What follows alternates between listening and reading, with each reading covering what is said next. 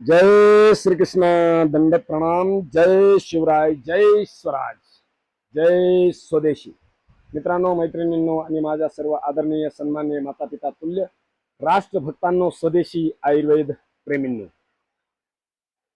सध्या अतिवृष्टी होती आहे, खूप पाऊस पडतो आहे। जो पाऊस 4 महिन्यामध्ये पडायला पाहिजे तितका पाऊस मागच्या 6 दिवसामध्ये 8 दिवसामध्ये पडला आहे। बघा तुम्ही, हाहाकार चालू आहे उभ्या महाराष्ट्रामध्ये। या अशा पावसाळ्याच्या वातावरणामध्ये आपण आपल्या प्रकृतीची कशी काळजी घ्यायची? कारण पावसाळ्याच्या दिवसामध्ये वात प्रदान होत असतो आणि कफही प्रदान होत असतो। काही लोकांचे पित्तजन्य वात प्रदान होत असतो। तर अशा वेळेस आपण आपली रोग प्रतिरोधक क्षमता कशी वाढवायची हे आज आपण बघणार आहोत। तर बघा, सिद्धासन, सुखासन, पद्मासन, वज्रासन, ब्रह्मचर्य आसन, कुठल्याही एक ध्यानस्थ आसनामध्ये बसून प्राणायाम करा। किंवा जर तुम्ही थोडे सशक्त असाल, छोटे लेकरं असाल घरात, युवा आणि जे वयस्क आहे त्यांनी सुद्धा हा अभ्यास केला तर अति उत्तम आहे। जो अभ्यास आहे आपला पारंपरिक दंडाचा अभ्यास, त्याचं नाव आहे साधारण दंड। बघा,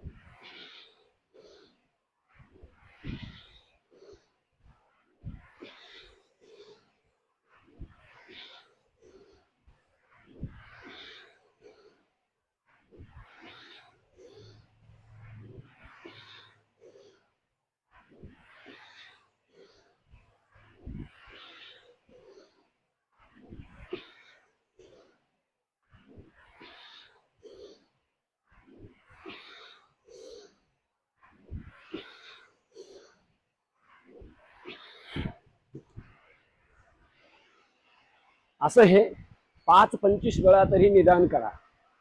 हो, बघा किती आवाज येतोय तुम्हाला पावसाचा। अतिवृष्टी सुरू आहे आणि वातावरणामध्ये झालेला जो बदल आहे हा अतिशय गंभीर आहे। याचं गांभीर्य लक्षात घ्या। कारण अशा वातावरणामध्ये जवळजवळ 6,000 प्रकारचे हे व्हायरल विषाणू, जीवाणू हे काम करत असतात। तर अशा वातावरणातून व्हायरल इन्फेक्शन होण्याची संभावना जास्त असते। तर त्यासाठी आपण आपली रोग प्रतिरोधक क्षमता वाढवणं हे अत्यंत गरजेचं आहे। त्यासाठी आपल्या ऋषीमुनींनी, साधू संतांनी काय सांगितलं आहे? प्राणायाम परमम तपः। बघा, प्राणायाम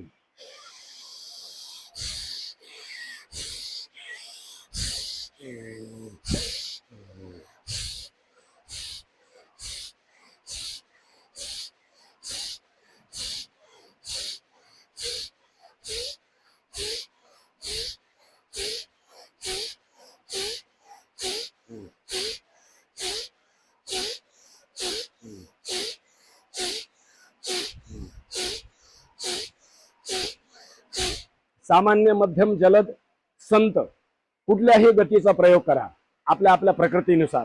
बरोबर? भस्त्रिका प्राणायाम केल्यानंतर करा कपालभाती प्राणायाम।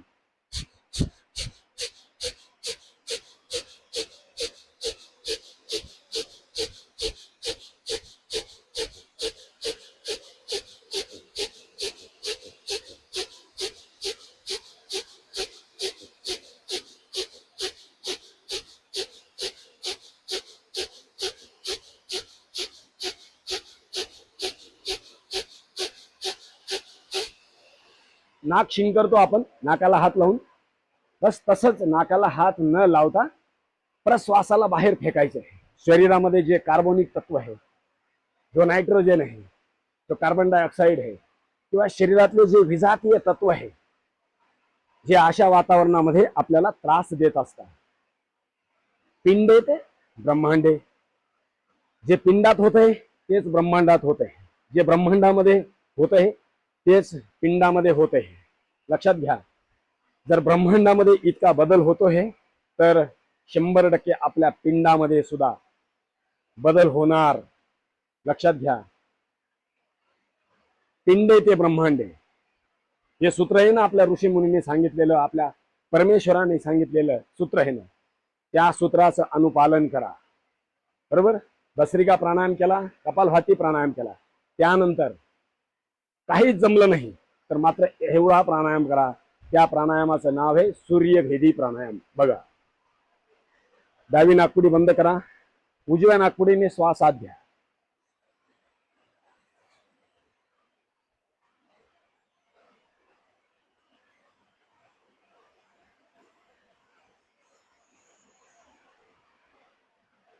तस्मिन् सती श्वास प्रश्वास गतिर्विच्छेदः इति ही प्राणायाम.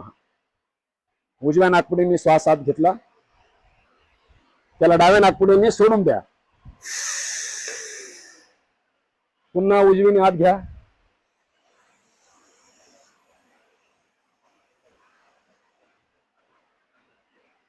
त्याला डाव्या नाकपुडीने सोडून द्या.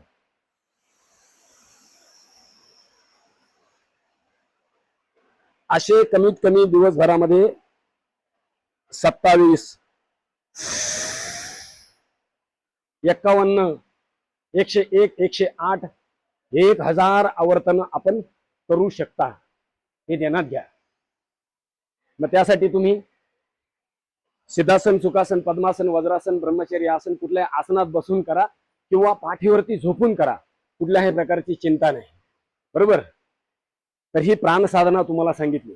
आता आपण थोडं जाऊ आपल्या पारंपरिक चिकित्साकडे.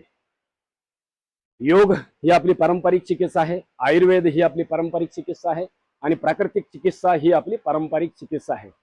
तर आता आयुर्वेद आणि प्राकृतिक चिकित्सामध्ये काय सांगितलंय, अशा वातावरणामध्ये जर आपल्याला म्हणजेच वर्षा ऋतू मध्ये जर आपल्याला स्वस्थ राहायचं आहे, आपली प्रतिकारशक्ती मजबूत करून ठेवायची आहे, तर काय करायचं आहे, हरितकी चूर्ण, हरितकीची पावडर साधारणतः अर्धा ते 1 चमचा, हो तितक्याच प्रमाणात सैंधव मीठ किंवा त्याच्यापेक्षा अर्ध्या प्रमाणात किंवा त्याच्यापेक्षा 1/4 सैंधव मीठ हरितकीच्या तुलनेत, बरोबर, एकत्र करून रात्री झोपताना कोमट पाण्याबरोबर घ्या.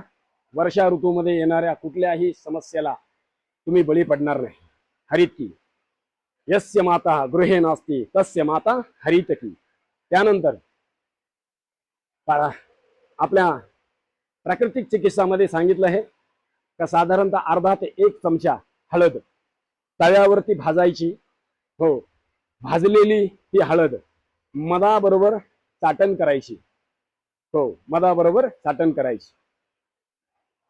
ह्या ऊर्ध्व जत्रूपासून वरती येणाऱ्या ज्याही समस्या आहेत त्या समस्यांचं समाधान होईल. त्यानंतर काही तुम्हाला शक्य हो अगर ना शक्य हो, पण मात्र हा शेवटचा प्रयोग सांगतोय, तो प्रयोग नीटनेटका समजून घ्या. आपल्या प्रत्येकाच्या घरामध्ये दालचिनी असते. आपल्या स्वयंपाकघरामध्ये दालचिनीची अर्धा ते 1 चमचा पावडर घ्या आणि तितक्याच प्रमाणामध्ये मध घ्या. ते एकत्र करा आणि त्याचं दिवसभरामध्ये कधीही चाटण करा. यानी तुम्ही आजारी पडणार नाही. हे सर्दी, खोकला, डोकंदुखी, ताप या सगळ्या समस्येचं समाधान थोड्याशा संक्षिप्त शब्दामध्ये तुम्हाला सांगण्याचा प्रयत्न केलेला आहे. सगळ्यांनी स्वतःची काळजी घ्या. स्वस्थ राहा, मस्त राहा, चुस्त राहा, दुरुस्त राहा आणि खुश राहा. हे परमेश्वराचं प्रयोजन आहे. हे प्रयोजन स्वीकारण्याचा प्रामाणिक प्रयत्न करा. तर आजच्या पुरतं इतकंच. जय हिंद, जय भारत, वंदे मातरम.